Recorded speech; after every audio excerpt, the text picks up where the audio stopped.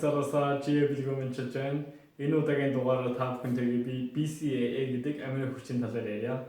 Ерөнхийдөө бол хүний булчин уургаас бүрддэг. Уург нь амино хүчээс бүрддэг. Уургийг тэр булчингийн уургийг үүсгэхэд нийтдээ 20 амино хүч хэрэгтэй байдгийнх нь 8 нь болохоор essential буюу одоо монголоор яг тайлбарлавал хүний бие организм өөрөө биендээ үүсгэж чаддаггүй хоол хүнсээрээ олж авах ёстой 8 хүчний 3 нь BCAA. BCAA гэж юу гэсэн үг юм бэ гэхээр branched chain amino acid гэсэн утгатай бөгөөд мөчөртэй амино хүч буюу энэ молекулууд нь дотроо ийм салсан мөчөртэй байдгаар онцлогтой юм л да.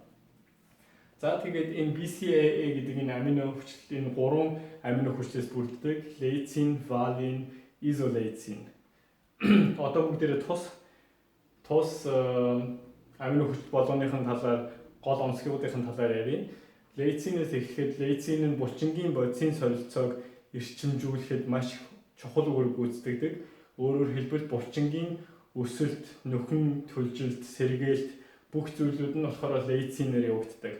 Тэгэхээр лейцин нь одоо булчин өсгөхөд чухал үүрэг гүйцэтгэдэг мотор гэсэн үг. Валин, изолейцин хоёрын нь гол онцлог нь болохоор биед энерги ялгаруулахад маш их өндөр үйлчлэгээ өгдөг.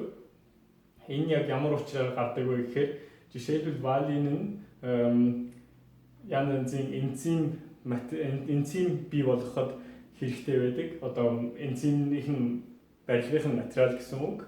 Тэгээд тэр энзим нь болохоор хүний биед нүүрс усыг глюкоз болгож одоо чихрийн цусан дахь чихэр болгож хувиргах. Тэгээд тэр чихрийн дараа нь энерги болгоход валин маш хэрэгтэй байдаг. Тэгээд бас валин гэдэг энэ валидус гэдэг латин гаралтай үгнээс гаралтай бөгөөд энэ нь хүч тэнхээ эрүүл гэсэн утгатай. Тэгэхээр яг л нүүрс усаасаа ингээд глюкоз болгоод глюкоз нь энерги болгоод яг хүч энерги өгөхөд маш их үүрэг гүйцэтгэдэг нь энэ бас нэрнээс нь хүртэл харж болно гэсэн үг. Изолейцин ерөнхийдөө изолейцин валин хоёр нь бас давхар хоёулаа булчингийн уург үүсгэхэд хэрэгтэй булчингийн уурганы барилгын материал гэсэн үг. Тэгээд энэ гурван нийлээд гурлаа BCAA бүрдүүлдэг бөгөөд хүний бүх булчингийн 35% нь BCAA-с бүрддэг. Тэгэхээр хүний биед маш их хэрэгтэй амино хүч гэсэн үг л дээ. Тэгэхдээ энэ нь одоо маш их хүний биед маш их хэрэгтэй зүйлгээд тэгээд хүний бие организм өөрөө үүсдэггүйгээд ташаа ойлгоод нунтгаар юм уу нэмэлтээр BCAA уух шаардлагагүй. Яг тэгэхээр идэж байгаа хүнсний уурыг хагуулсан хүнс болгон BCAA агуулдаг. Одоо жишээлбэл өндөг, мах, буудай, сүү бүх уурыг орсон бүх хүнсний бүтээгдэхүүн тодорхой хэмжээгээр BCAA агуулдаг гэсэн үг. Жишээлбэл одоо 100 г махыг ингээд дунджаар ингээд харахад 20 г уурагтай байдаг. 20 г-ных нь 1.5 г нь BCAA байдаг. Тэгэхээр та одоо BCAA нь хүний биед үүсдэггүй. Тэгэхээр энийг заавал олж авах шаардлагатай юм байна, имээр уух шаардлагатай юм гэж айх шаардлагагүй гэсэн үг. Тэгж дутагдлаа орохгүй.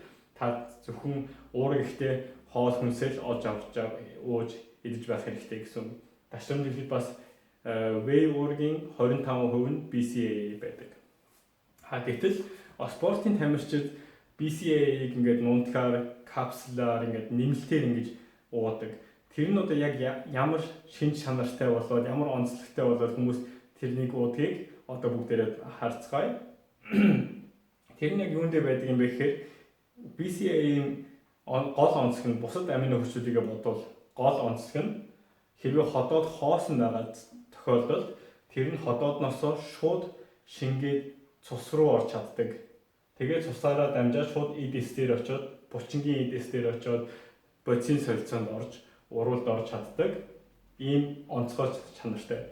Бусад амино хүчил одоо эсвэл амино хүчил биш бүр уураг уусан тохиолдолд юм уу хоол идсэн тохиолдолд бүх зүйл ходоодоосоо заавал илгээр дамжаад илгнээсээ задраад цус руугаа ороод тэгээд эдэс рүүгээ явдаг. Тэгтэл BCAA нь болохоор шууд явдаг. Өөрөөр хэлбэл маш хурдан эдэс дээр очиж үйлчлэгээ өгөх чадвартай байдаг. Яг энэ гол онцлогийг спортын тамирчид ашиглахыг хичээдэг гэсэн үг.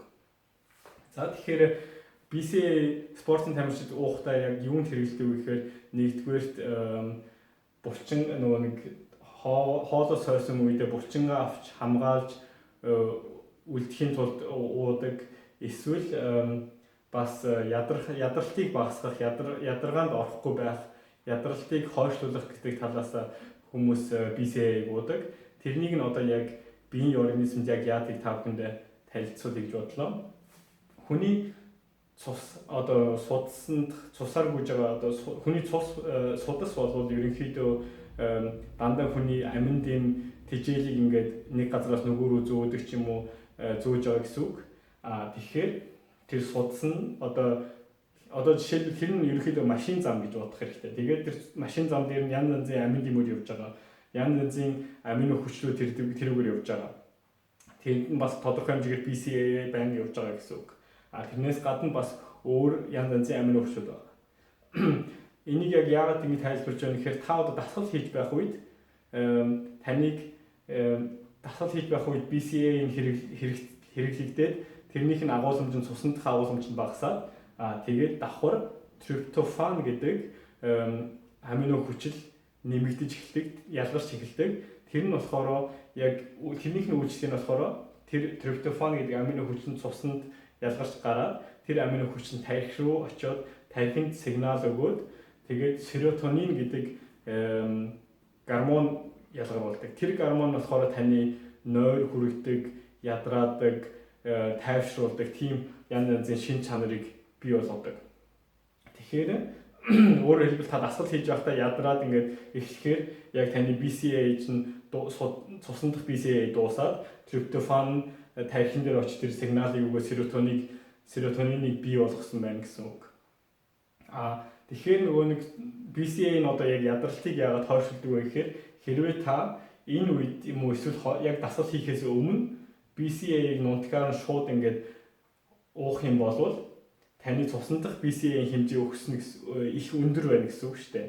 Тэгэхээр жишээлбэл одоо өмнө нь одоо энэ BCA-ээс 5 шиг, триптофаноос 5 шиг ингээд цусаар ингээд судсаар гүйжсэн бол BCA-ээс одоо 50 шиг, триптофаноос 5 шиг явахаар та нөгөө дасгал хийгээд ядарч байхад триптофан гарч ялгарсан ч гэсэн тэр нь тархи руугаа очихлоо арай уддаг. Яг тэгэхээр нөгөө BCA их байгаа болохоор нөгөө машин зам шиг ярих юм бол жоохон төгжрээнд орж байгаа гэсэн үг. Тэгэхээр та нөгөө ядрах тэр сэтгэлд төрөх серотонин бий болохыг жоохон цаг хугацаагаар бодвол хойшлуулж чадна гэсэн үг. Тэгэхээр та дасгал хийж байхдаа таны төвлөрөл, төвчээр, хүч, рефлекс тэр болгоны цаг хугацаа өндөр дээд левелээр байх цаг хугацаанд сунгагдаж чадж байгаа гэсэн үг. Тэгснээр та эрчимтэйгээр арай удаан хичээлээд өшөө спортоор өшөө илүү амжилтанд хүрэх чадвар бий болж байгаа гэсэн үг. Үүнийг яг ингэж ашиглахын тулд мэдээж та нэгдүгээр хотод хоосон байж тэр BCA-ийн шууд цус руугаа орно. Хоёрдугаар үнэхээр эрчимтэйгээр үнэхээр ачаал маш өндөрөөр хичээллэх шаардлага гарна гэсэн үг. Эсвэл бас түрүү өмнө хэлсэн бас нөгөө зорилго нь болохоор яг хоолоос ойгоод калори хасахтай, калори багтай турах гэж явж байгаа хүмүүс булчингаа энергийн нөөц биш зөвхөн өөхөө энергийн нөөц болгохын тулд булчингаа хамгаалахын тулд BCA-ийг уудаг. BCA нь одоо нөгөө маханд BCA байгаа ч гэсэн эндээ бас нөгөө тос янз янзын өшөө калори их байдаг болохоор махныхаа оронд ч юм уу махнасаа багаар идээд BCA өндөрөөр явахаар та калорийнхаа хэмжээг барьж чадж байгаа гэсэн үг. Одоо багаар барьж чадж байгаа гэсэн үг. За тэгэхээр нэгдүгээр ачаал ихтэйгээр хичээлж амжилтанд хүрэх гэж байгаа спортын тамирчид эсвэл турах гэж байгаа турах үедээ одоо бас фитнес хэрэгцээлдэг хүмүүс ч нөгөө булчингаа авч үлдээд зөвхөн өөхөө хайлуулж одоо ярзаалгах гэж ярьдаг. Яг тэр үедээ BCA-г уул зүгээр байдаг. Тэгээд одоо яг хизээ яаж хэрэглүүл зүгээр вэ гэх юм бол би хувьдаа жишээлбэл өглөө бос ирээд өлөн дээрээ шууд 5 г BCA, 5 г креатинтэй дандаа хойж уудаг. Тэгээд тэрнээс гадна яг тэр ядралтыг хойшлуулдаг тэр одоо төвлөрөл төвчээрийг сунгадаг тэр шин чанарыг олж авахын тулд фитнест орох заримдаа үнэхээр эрчимтэйгээр орохоор шийдэх юм бол 15 фитнест орохоос 15-аас 20 минутын өмнө 10 грамм BCA-ийг уудаг. Тэр нь тэр цуснадах BCA-ийн агуулмжийг маш их өндөртөөр авчиж тэр ядаралт нь хойшлогдно гэсэн үг.